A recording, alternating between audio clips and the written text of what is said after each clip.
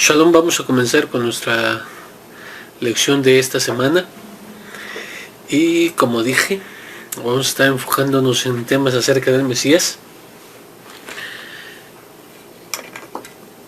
Sección Conociendo al Rapa.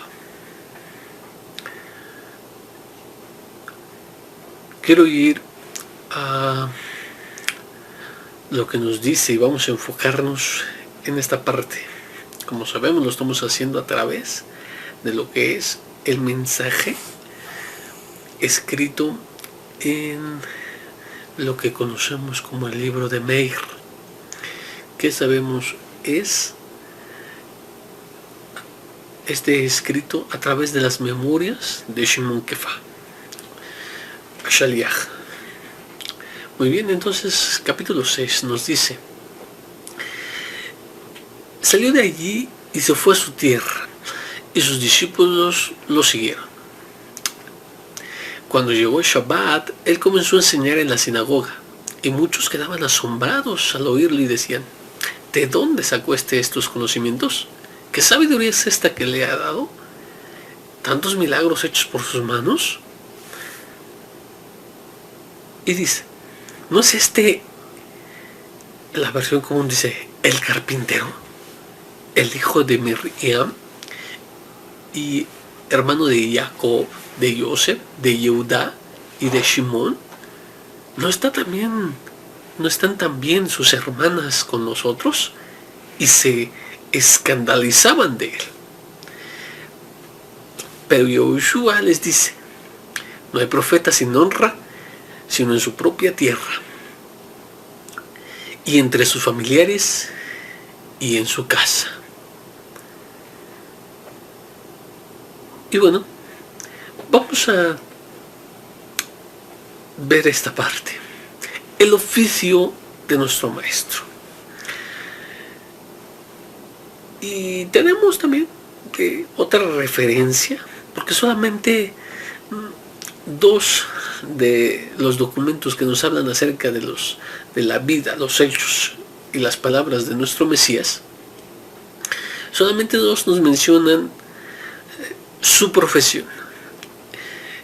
Como lo cité, el primero es Meir, pero también el libro conocido como Hillel es también uno de los que mencionan este mismo pasaje que acabamos de leer.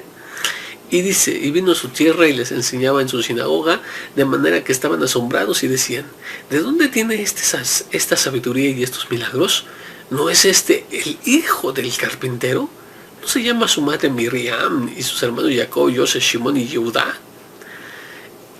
Y muy vuelve a decir que se escandalizaban de él.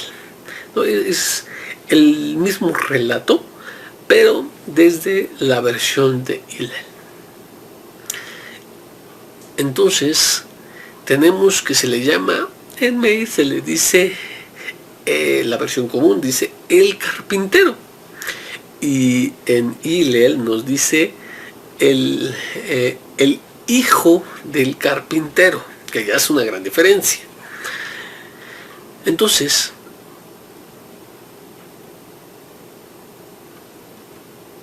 esto es en el libro conocido como Matitía, es Matitía 13, 54 al 58. Corrijo, donde Meir, lo que leímos primero en el capítulo 6, del verso 1 al verso 5, nos dice que se escandalizaban de él y le llaman el carpintero. Ahora en Matitiao, capítulo 13, del 54 al 58, ahí es donde le dicen hijo del carpintero. Muy bien, pero en Lucas, en Hillel, ahora sí en Hillel, disculpen, perdón por el error cometido, nos dice que este mismo hecho nos dice, otra versión nos dice: ¿no es el hijo de Joseph? Miren cómo uno dice, Meir dice el carpintero, Matitiá dice hijo del carpintero, y por último Hillel nos dice hijo de Joseph. Por tanto, ¿quién es el carpintero, cuando se menciona hijo del carpintero, es Yosef. Por tanto, Yosef y lo que es nuestro santo maestro se les llama carpinteros, pero esa es la versión común. Y vamos a explorar un poco acerca de esto. Muy bien, pues entonces comenzamos diciendo que la Gemara nos dice en Kedushin 29a que los sabios enseñaron a través de una baraita. Un hombre está obligado con respecto a su hijo a circuncidarlo, a redimirlo. Esto habla de cuando, si es hijo primogénito, debe ser redimido. Eso nos dice la Torah. Y enseñarle Torah. Y casarlo con una mujer y enseñarle un oficio. Escúchame, esto es lo que nos interesa. Y enseñarle un oficio. Y algunos dicen también que está obligado a enseñarle a nadar. El rabino Yehudá dice, cualquier padre que no le enseña a su hijo un oficio, le está enseñando a robar. Entonces, en la mentalidad de los Yehudim, y antes de que se escribiese la Gemara, esto todo era pasado de generación en generación, y obviamente tenemos a Yosef que tiene que enseñarle un oficio a su hijo. ¿Y cuál es este oficio? Según la versión popular, la versión común, tenemos que era carpintero. Ahora, ¿cuál es la palabra en griego en las cuales se basaron la Iglesia Católica para decir que era carpintero? Es la palabra tectón. Esta palabra, al interpretarlo San Justino dice que esto es carpintero, y de ahí en adelante se acepta como tal y todos le llaman carpintero. Así que desde ese momento en adelante se queda Yosef como carpintero, y el oficio que tenía nuestro maestro, según ellos, es carpintero. Muy bien. Y esto lo podemos leer, por ejemplo, en evangelios posteriores. Tenemos el evangelio el evangelio árabe de la infancia. En su capítulo 38 nos dice: José, siendo que salía a la ciudad, siempre que salía de la ciudad, solía llevar consigo a Jesús. Es de saber que, dado el oficio que tenían, la gente le encargaba puertas, ordeñaderos, catres y arcas. A donde quiera que fuese, siempre lo acompañaba Jesús. Aquí ya vemos la referencia clara que nos están diciendo que el oficio que se creía ya para cuando se construye este evangelio, que es muy posterior, ya vemos la carpintería como oficio que tenía José, a quien le llaman José, al que nosotros le llamamos Yosef, que es un nombre, sería Yosef. Y nos dice, y sucedía que cuando José tenía necesidad de alargar o cortar algún madero, ya se tratara de un codo o de un palmo, o bien de hacerlo más ancho o más estrecho, Jesús no hacía más que extender las manos hacia el objeto, y éste se acoplaba hacia la medida, sin que José tuviera necesidad de poner en ella la mano. Es de notar que este no estaba extraordinariamente práctico en el arte de la carpintería. Bueno, en el capítulo 39 también nos da una historia similar, y en este Yosef tiene dos maderas, y una es más grande que la otra, por tanto no lo puede utilizar así, y está preocupado.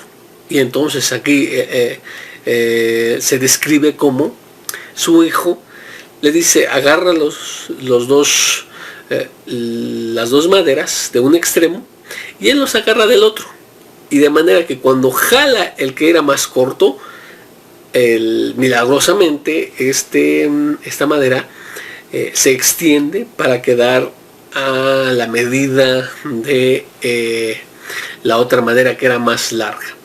Bueno, esto lo leemos en los apócrifos totalmente. Vemos que la influencia de San Justino al interpretar la palabra tectón, de ahí se vuelve casi universalmente que se piense que era un carpintero.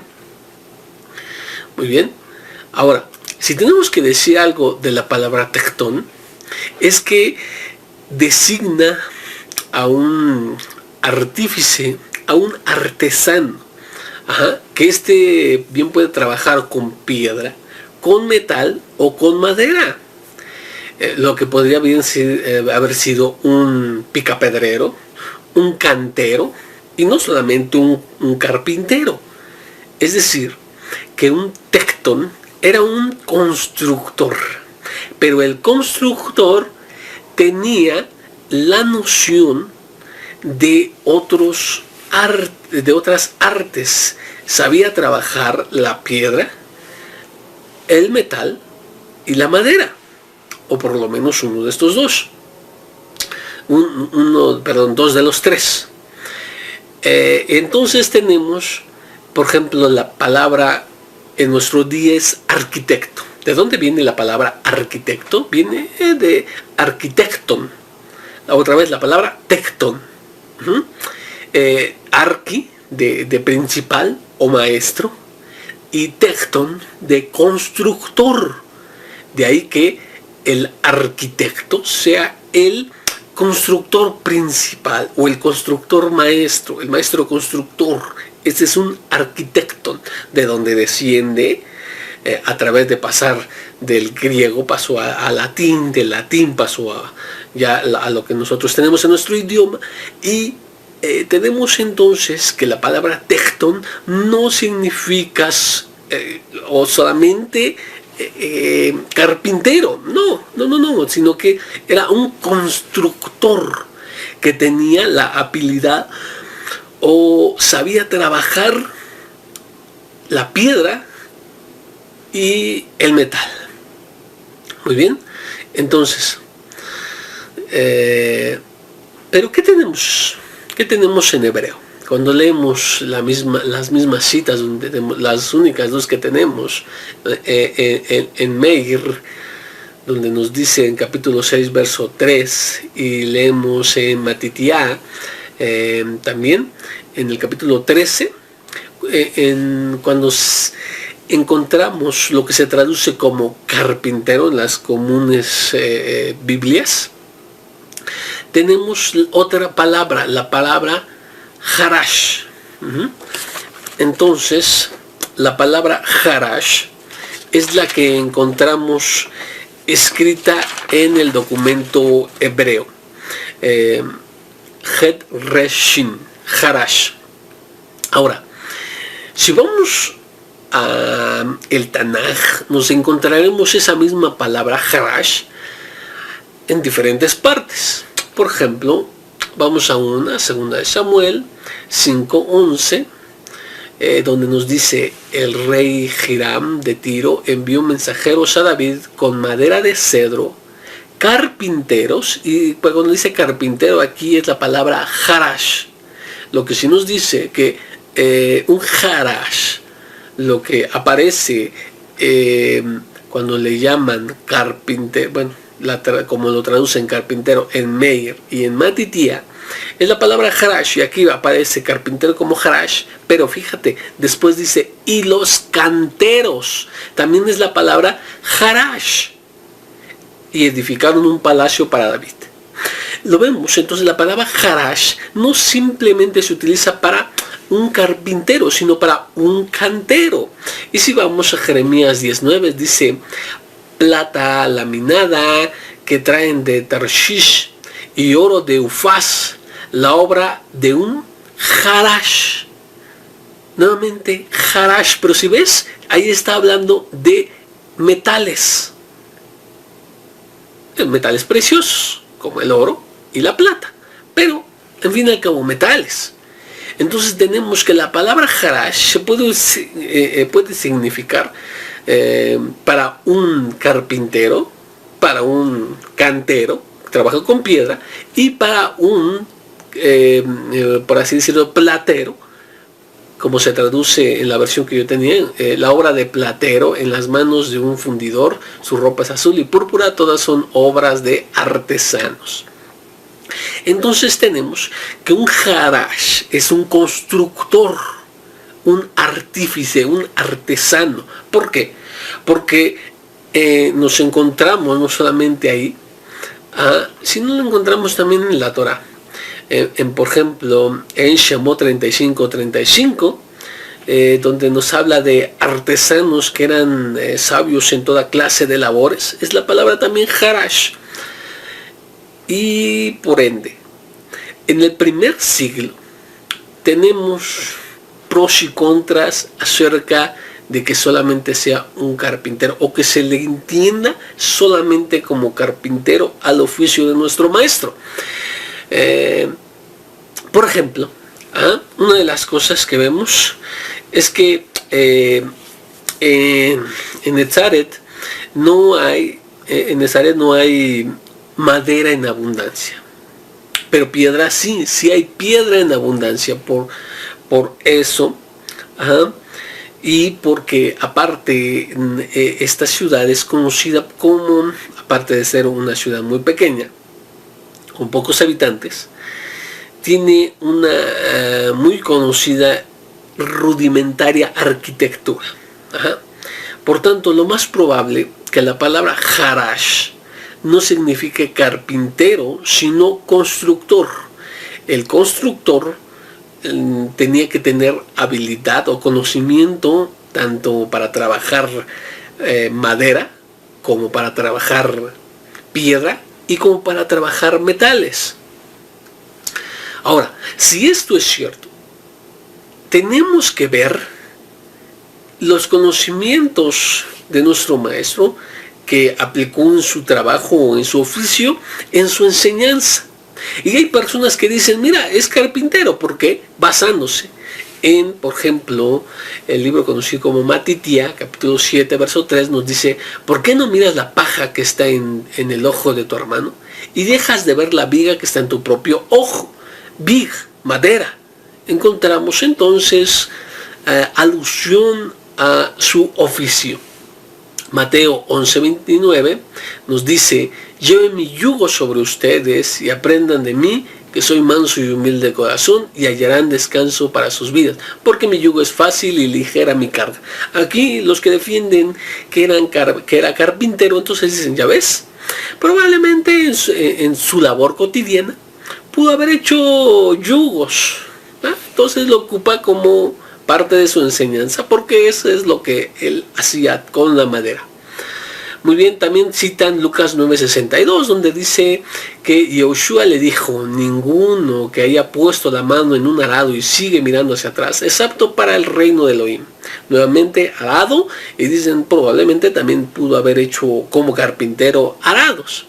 Y por último, para no alargarme tanto ahí, en Hillel, ahí mismo, en capítulo 23, verso 31, nos dice, porque si el árbol verde le hacen estas cosas, ¿qué no le harán al árbol seco? Nuevamente ahí dicen ellos, ya ves, es carpintero. Pero tenemos estas pocas referencias al trabajo de la madera o a la madera misma. Pero también tenemos otras descripciones. Por ejemplo, en Matitía 21:42, y estas son los que citan las personas que creen que no es un carpintero, no era un carpintero, sino que era como un cantero, un constructor. Dicen, Matitía, por ejemplo, Matitía 21:42 nos dice, y Yeshua les dijo, ¿nunca leyeron en las escrituras la piedra que desecharon los edificadores ha venido a ser la piedra angular? Bueno, pero eso se está citando nada más una parte que encontramos en los Salmos. Ahora, Mateo 7:24 nos dice, por tanto, todo aquel que oye las palabras que salen de mi boca y las pone por obra, le voy a comparar con un varón sabio que edificó su casa sobre la roca. Nuevamente ven como de construcción. Ajá. Y luego dice que vinieron las lluvias y los ríos soplaron furiosamente, los vientos golpearon contra aquella casa, pero no cayó porque estaba fundamentada sobre la roca y sus pasajes paralelos. En Hillel, capítulo 14, verso 28, dice: porque ¿quién de vosotros, planeando edificar una torre, no se sienta primero y calcula su costo para ver si tiene los suficientes recursos para terminarla? Y bueno, continúa. El hombre comenzó a edificar, pero no pudo terminar. Entonces ven, ahí nuevamente está refiriéndose como a la construcción. Pero estos no son pruebas definitivas, porque ciertamente también hizo alusión a, por ejemplo, a la siembra, con aquella comparación muy famosa que es llamada la de el sembrador. Actividades comerciales, aquellos de las minas, aquellos también actividades ganaderas, como por ejemplo la vida de los pastores. Entonces no es una prueba definitiva y no nos dice que por ello él era un comerciante o que él era un pastor como oficio o que tenía otro oficio, sino que realmente vemos que tenía su conocimiento de todos estos. Pero sí puede ser muy probable que estos conocimientos tanto de construcción como de carpintería y entre otras fuera porque él como constructor, no como simplemente un carpintero, sino como constructor que tenía conocimiento en trabajar la piedra, la madera y el metal, haya utilizado estos conocimientos para poder impartir la enseñanza que les daba a sus contemporáneos. Muy bien, entonces, como citamos, es muy difícil que hubiese sido solamente un carpintero, porque pues la materia prima era difícil de conseguir en ese tiempo y no hay mucha madera. Muy bien, en esta parte. Y entonces lo más probable es que él haya sido un constructor, que es lo que realmente significa la palabra tectón. Entonces, continuando con cada una de estas, tenemos más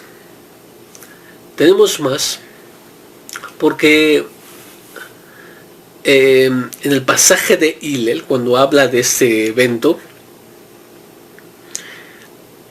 aquí nos presenta al Mesías, que se le da la oportunidad de leer la Haftará. Y bueno, lee una parte de Isaías, donde dice: el Espíritu del Eterno me ha ungido, y les dice: esto ha venido a cumplirse en nuestros días. Y bueno, tiene esta parte. Entonces, ahí tenemos que él leía hebreo. La lengua común, o la lengua que utilizaba el pueblo en ese entonces, es el arameo, como lengua nativa, la lengua que más se usaba. Y tenemos, increíblemente tenemos en arameo esta expresión de carpintero e hijo de carpintero, mucho más al sentido de el oficio de nuestro maestro o de su padre. Por ejemplo, tenemos que en arameo lo equivalente sería nagar para lo que se construye, que es lo que se traduce en las Biblias comunes como carpintero, que vimos que no, que más bien sería un constructor con habilidades para otros materiales. Y barnagar, hijo de un constructor, que por ahí lo van a encontrar como carpintero, hijo de carpintero. Pero vimos que no es simplemente carpintería, sino que vimos en las citas previas que más bien sería un constructor con sabiduría en otras artes. Muy bien. Entonces, tenemos que en la Gemara nuevamente, en Masejet Avodah Zará, en el tratado de idolatría, en la hoja 50b, tenemos un pasaje muy especial, que si lo tradujéramos, diría algo así. En caso que de un judío que trajo piedras de una pila dedicada a Mercurio y pavimentó con esas piedras calles y caminos, están prohibidas. Y dice, y no hay un nagar ni un bar nagar, que si nagar lo traduces como carpintero, que vimos que mejor sería como constructor, pero en la cita que dice, sería así: este es un nagar, un bar nagar. Como dijimos, en Meir capítulo 6, verso 5 dice, ¿no es este el constructor, que más correctamente sería, o artesano? Dice, en la ideología, ¿sí? Porque estamos hablando de un pueblo que sabe todo esto como trasfondo. Cuando dicen de un nagar y de un bar nagar, están haciendo alusión a un erudito de la Torah y a un Talmid Jajam, a un discípulo de un erudito. Cuando aquí le dice, ¿no es este el nagar? Entonces estamos diciendo, no solamente un oficio, sino que es una expresión idiomática. Muy bien. Y cuando en Matitiá le dice, ¿no es este el hijo, el bar nagar, el hijo del constructor? Está hablando de un erudito de la Torah. Y aquí es lo que vemos, dice, y no hay un nagar, ni un bar nagar, que pueda resolver esto. Si lo quieres traducir como carpintero, que es lo más usual, pero vimos que se tiene que mejor traducir, o más correctamente traducir, como artesano o constructor. Dice, no hay un constructor, ni un hijo de un constructor para que pueda resolver esto. Es decir, que nadie puede resolver la dificultad inherente de esta declaración, ni un estudioso de la Torah, ni siquiera un hijo de un estudioso de la Torah. Cuando le dice aquí es un nagar y un bar nagar, no están haciendo alusión al trabajo, o no están refiriéndose al trabajo en sí, sino a lo que es un estudioso o un erudito de la Torah, y a un hijo de un estudioso, que sería un discípulo. Y esto es lo que comenta Rashi. Rashi nos dice en su comentario justamente a esta parte de la Gemara. Rashi nos dice que nagar y bar nagar es jajam ben jajam. Nos dice que ustedes conocen que es jajam. Jajam es un sabio.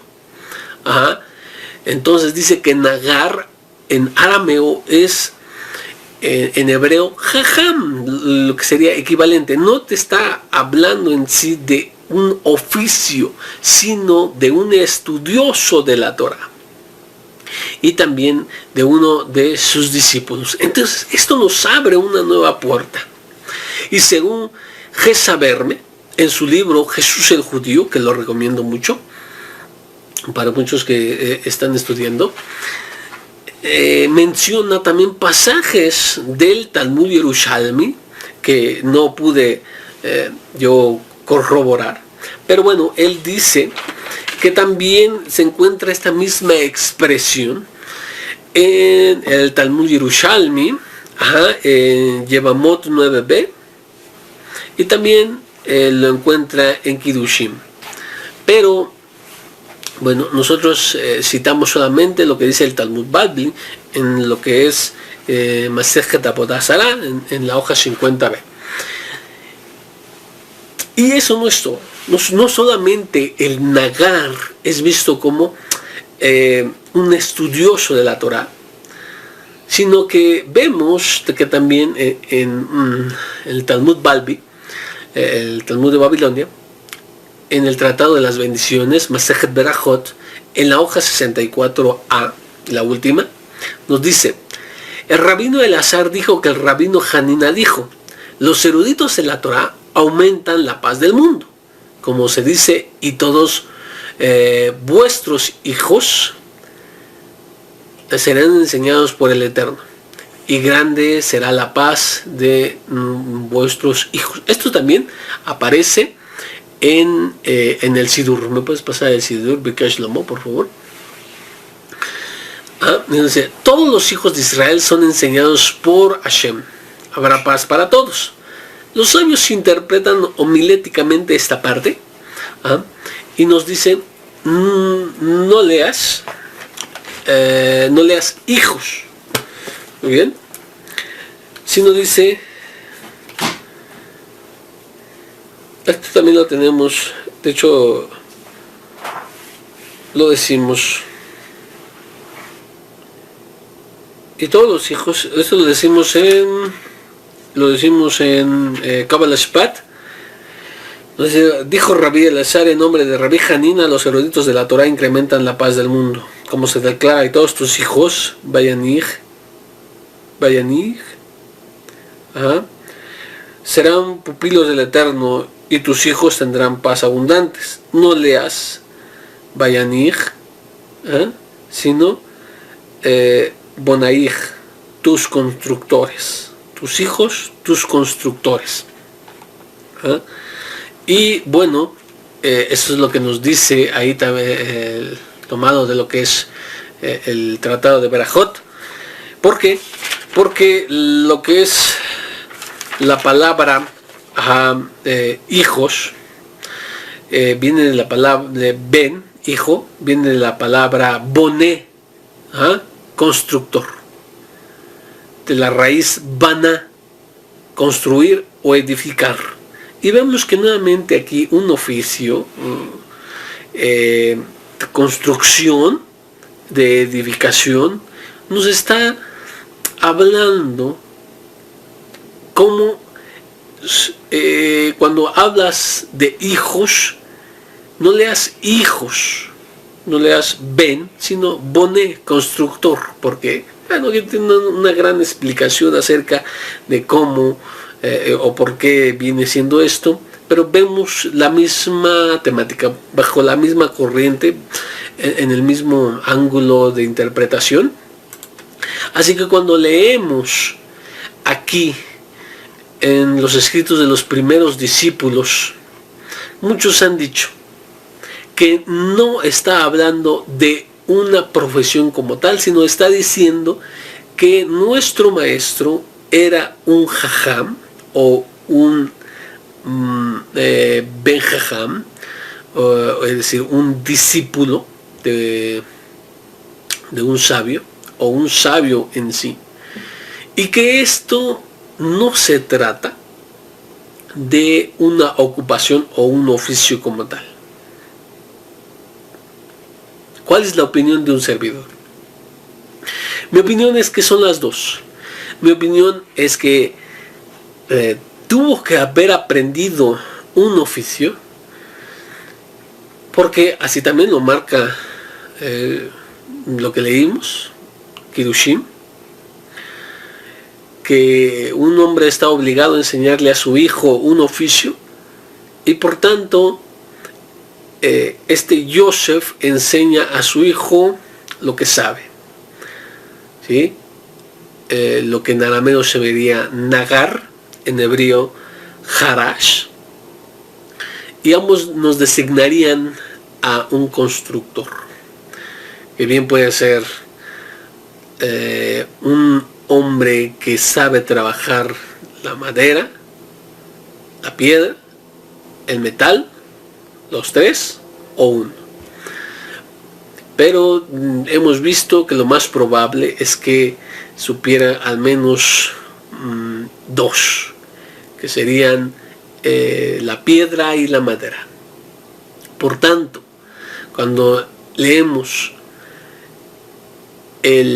no es este un harash en hebreo, debería ser, no es este el constructor, y cuando dice no es este el harash, el ben harash,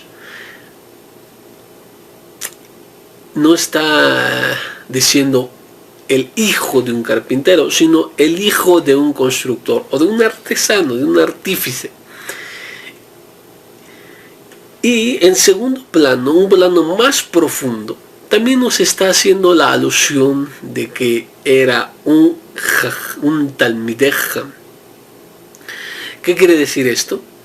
Que una de las cosas que podemos ver aquí, o una de las explicaciones, es que como lo consideraban un hijo de un sabio, es decir, un Talmidei Jajam, es que todavía no era reconocido como maestro, como rabino. Entonces todavía le dicen, no tienes la oportunidad, todavía no estás capacitado para dar tu propia interpretación. Esa es una de las explicaciones que hemos encontrado por ahí.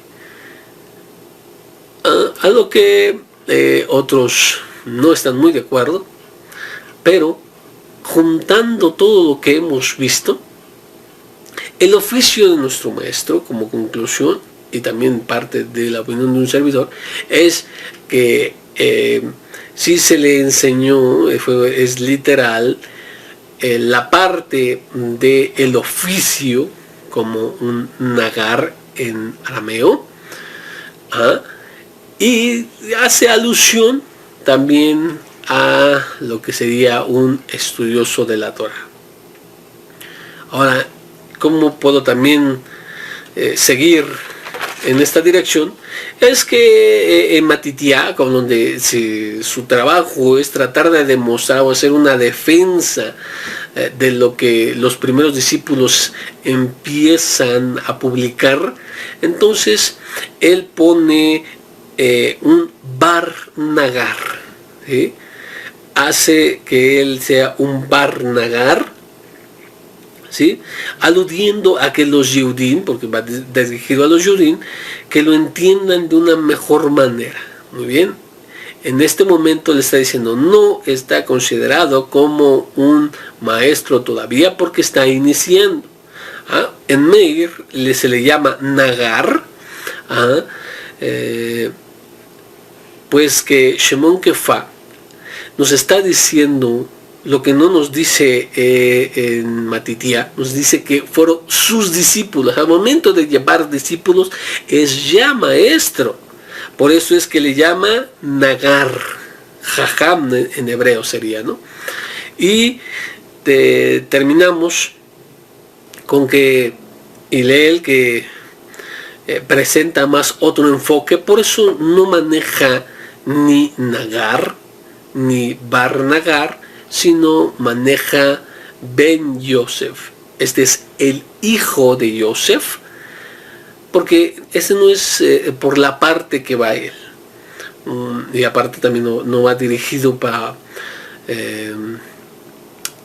por ejemplo, Matitiá, que sería para los Yehudim, Meir, que sería para Yehudim, pero ya algo asimilados. Eso lo vimos en la introducción. Y bueno, entonces esta es la parte. Tenemos que para el tiempo de Justino es quien él, al leer el griego, Tectón, es el que hace famoso el carpintero. Y de hecho hasta el día de hoy muchos hacen, incluso los cristianos hacen canciones haciendo alusión a la carpintería como el oficio de nuestro maestro. Lo que no es así, sino era un constructor, un artesano artífice. Muy bien, entonces con esto vamos a terminar esta semana y espero que haya quedado claro que nuestro maestro tuvo ciertamente un oficio, un trabajo, y también este mismo trabajo nos alude a que no solamente él, sino su padre mismo eran estudiosos de la Torah. Y esto lo vamos a utilizar también para el próximo tema de esta misma serie. Entonces necesitan tener en mente todo lo que hemos dicho en esta ocasión. Nos estamos viendo la próxima semana. Shavua Tov.